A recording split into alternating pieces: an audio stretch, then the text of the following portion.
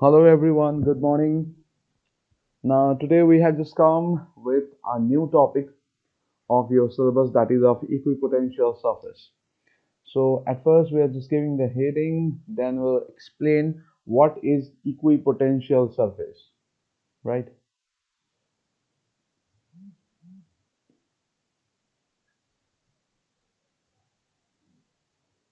Now as the name suggests, what do you mean by equipotential?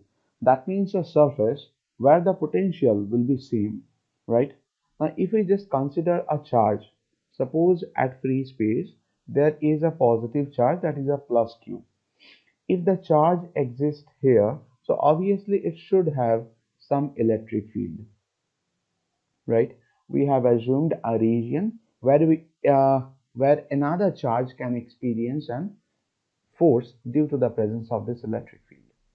Now, if the charge exists in a particular surface, suppose you are having a disk, on that disk, if the charge is uniformly distributed. Now, let me just draw a disk like that. Okay. On that disk, the total charge Q, it is uniformly distributed. So what you can say that on all of the portions of the surface, the charge will be same, right? So if you just find out the potential difference between the 2 points, suppose in this case we are assuming there is a point that is of A. At this point we are assuming this is A and this point is B. Now between these 2 points, what will be the potential difference? To find out that, you have to understand that which potential is greater and which potential is lesser. I have told that this is a disk where I have distributed the charge uniformly. So at every portion of the disk, the charge is same. So the potential is same. So whenever you are finding out the potential difference between the 2 points, between this A and B, the potential difference will be how much? The potential difference will be zero. Equipotential surface, that means it's a one type of surface where the potential is same everywhere. But what are the properties of equipotential surface? Actually, it's a 2 mark question that may come in your ISC exam. You have to say about 2 to 3 points of equipotential surface. So the first point is the definition of equipotential surface. That it's a one type of surface. It can be of any shape. It can be circular, it may be of a square, it may be in the shape of rectangle, whatever the shape can be. It depends on the shape of the conductor.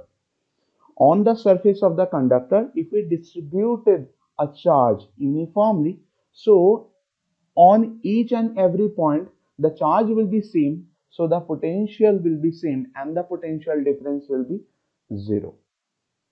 I hope the first point is clear. Second point, now if the charges are distributed uniformly, what will be the direction of electric field? Now we'll discuss about different surfaces of different shape and we'll just find out that how the electric field is aligned with that. Now with this spherical surface that we have drawn here like our disk, now if you just see, then it will become like that. Okay, here the charges are distributed uniformly. At each and every point the charge is same. Now for the positive charge, the electric field lines are outward in nature, so obviously it will be like that. That means the electric field lines are like that,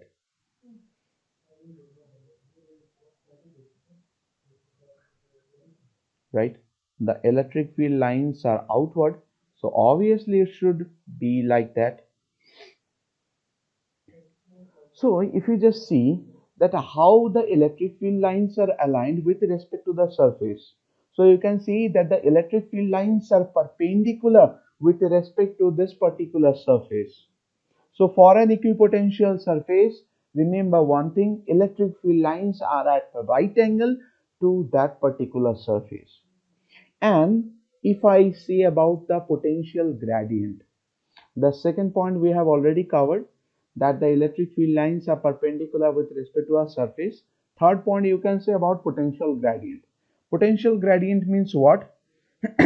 That means the electric field that is equals to negative potential gradient. That means the change in electric potential with respect to the distance that gives you the value of electric field.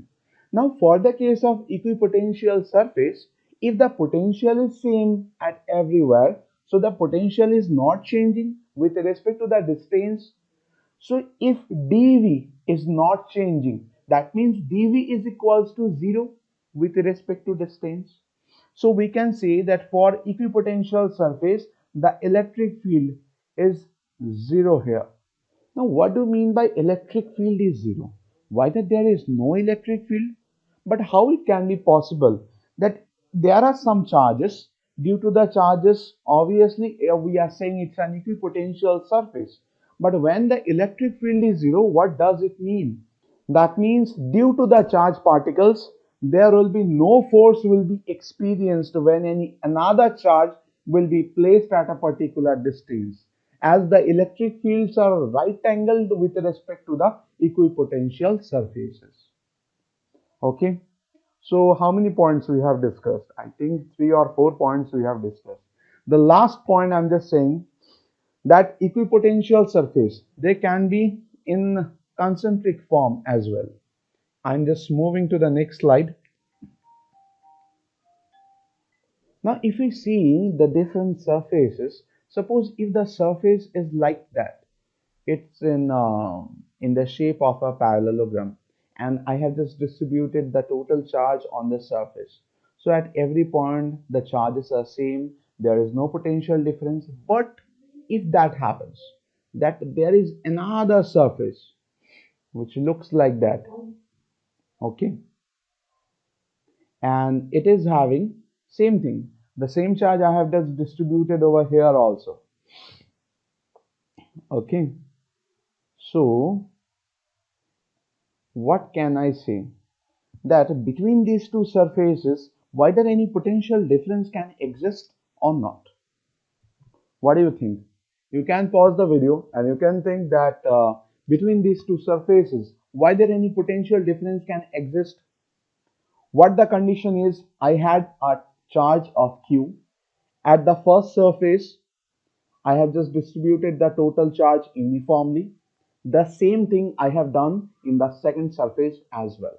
Now you just say that with respect to a point, is there any potential difference can be possible? What do you think? Okay, let me just help out in this case. Now obviously in this case the potential difference is possible. Suppose you are just bringing a charge from infinity into a point of the surfaces. Okay, let me just change the ink. Now from infinity I'm just bringing a charge at this point. Suppose this charge is A and this charge is B. So from infinity I'm just bringing a test charge into the point A. So I should have the electric potential, that is a VA.